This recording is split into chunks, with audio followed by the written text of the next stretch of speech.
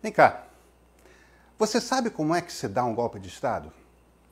Nessa semana, aquele que derrubou o presidente João Goulart completou 56 anos. Foi o começo da ditadura militar. Para celebrar o aniversário, é isso mesmo, celebrar. O vice-presidente Hamilton Mourão publicou um tweet. As Forças Armadas intervieram na política nacional para enfrentar a desordem, subversão e corrupção que abalavam as instituições e assustavam a população. Com a eleição do general Castelo Branco, iniciaram-se as reformas que desenvolveram o Brasil. Mas foi isso mesmo?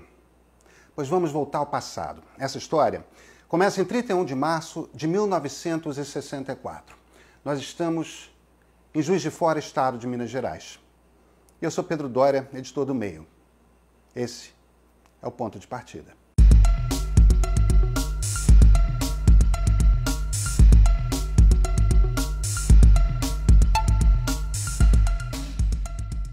O Brasil, naquela altura, estava uma confusão só. Já se falava de golpe há semanas. Mas quem começou tudo foi outro general Mourão, Olímpio de Mourão Filho. 3 horas da manhã, o general comandava as tropas de Juiz de Fora e decidiu botá-las na rua e começar uma marcha para o Rio de Janeiro. A capital já era Brasília, mas a vida política ainda funcionava em boa parte na velha CAP, no Rio. Ninguém no exército estava preparado para aquilo. Mas, de repente, havia soldados brasileiros marchando para derrubar o governo federal. Então foi tudo de improviso. João Goulart, que era o presidente, ligou para o general Amaury Cruel, pediu lealdade. Cruel comandava as tropas de São Paulo. O general pediu a Jango que mandasse fechar a CGT, que era a principal central sindical. Olha, Jango tinha muitos defeitos, muitos mesmo, mas nenhuma vocação para ditador. Se recusou. General não impõe condições para obedecer presidente da República. Pois bem, Cruel também botou suas tropas na rua, marchando para o Rio de Janeiro. No caminho, os soldados se encontraram com os cadetes da Academia Militar de Agulhas Negras, que estavam indo para o mesmo lugar, liderados pelo general Emílio Garrastazu Médici. Esse depois ia ser presidente. Então, em 1º de abril de 64, o Exército Brasileiro estava marchando para rasgar a Constituição. No Rio, o governador Carlos Lacerda mandou a polícia sair prendendo os políticos aliados do presidente. Esse é um que quebrou a cara, pois ajudou no golpe e depois terminou cassado. A crise era essa, estava posta. As coisas eram lentas naquela época. Fazia 2 dias já e o que havia era isso, aquelas tropas marchando a pé pela Via Dutra e pela BR-040 em direção ao Rio. É um engano achar que todos os militares estavam no golpe. Muitos não estavam. E Jango sabia que podia contar com outro general, Ledário Telles, que estava no comando das tropas do Rio Grande do Sul. Jango era de lá, Jango era gaúcho.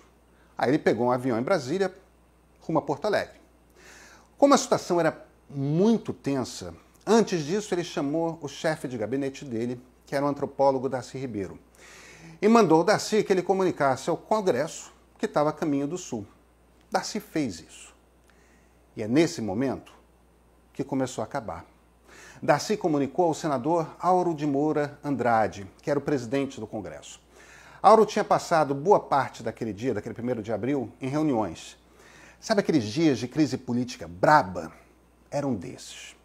Entrava gente, saía gente do gabinete e ficavam ali discutindo o que ia acontecer, o que fazer, né? Enquanto isso, telefonemas eram dados a toda hora. O ex-presidente Juscelino Kubitschek era um que ia sendo informado o tempo todo e que tentava manter os seus parlamentares, aquela turma dele, sob controle, para que qualquer coisa ele pudesse derrubar com votos qualquer iniciativa dos golpistas no Congresso. Ele era da oposição a Jango, mas JK era um democrata.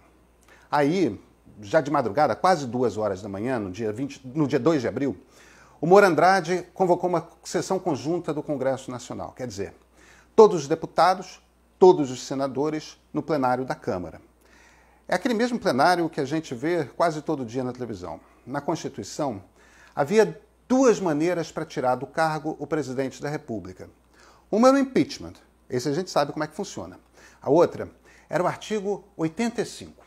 O presidente da República não poderá ausentar-se do país sem permissão do Congresso Nacional, sob pena de perda do cargo. A gente não tem vídeo, mas temos a gravação em áudio daquela sessão. É história viva. A voz é de Auro de Moura Andrade. Atenção. O senhor presidente da República deixou a sede do governo. Deixou a nação acéfala.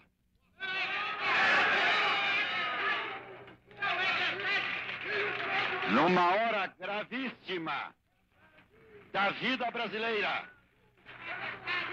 em que é mister que o chefe de Estado permaneça à frente do seu governo. E esta comunicação faço ao Congresso Nacional. Não podemos permitir que o Brasil fique sem governo abandonado.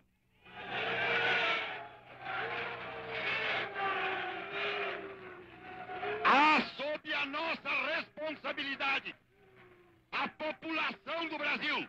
Assim sendo, declaro vaga a presidência da República.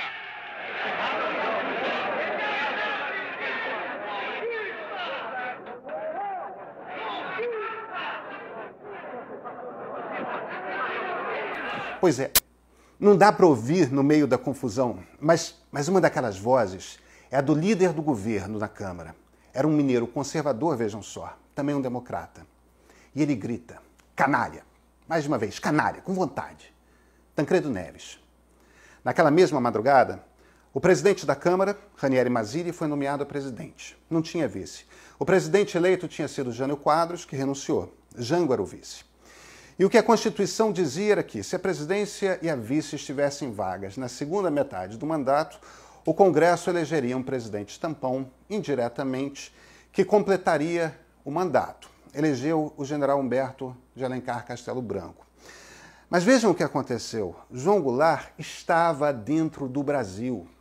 O presidente do Congresso sabia que ele estava dentro do Brasil. Nada na Constituição dava a ele o poder de tornar vaga a presidência. É a isso que nós chamamos de golpe de Estado. Eles tentaram fazer de uma maneira que parecesse legítimo, só que simplesmente não era. Ainda em 64, vários deputados foram cassados sem qualquer argumento sustentado por leis existentes. Governadores. Castelo Branco ficou no governo mais tempo que o mandato de Jango, também desobedecendo a Constituição. Sabe o que é pior? Na época, não foi publicada uma pesquisa de opinião que o Ibope fez.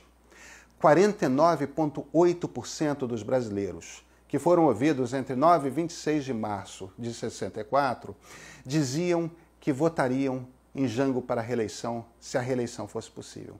Metade dos brasileiros. A outra metade se dividia entre os vários outros candidatos. É muito importante lembrar isso. É importante lembrar pelo seguinte: o Lacerda achou que seria eleito presidente após um mandato tampão. Não foi. Não teve eleição. Não teve eleição para presidente por 21 anos. Lacerda morreu antes disso. Foi cassado. Porque depois ele queria a volta à democracia, só que não tinha mais democracia. Os militares estavam no poder e não queriam largar o poder. Foram ficando. O nosso general Mourão atual, vice-presidente, diz que os militares fizeram reformas que transformaram o Brasil. É muito difícil saber do que ele estava falando.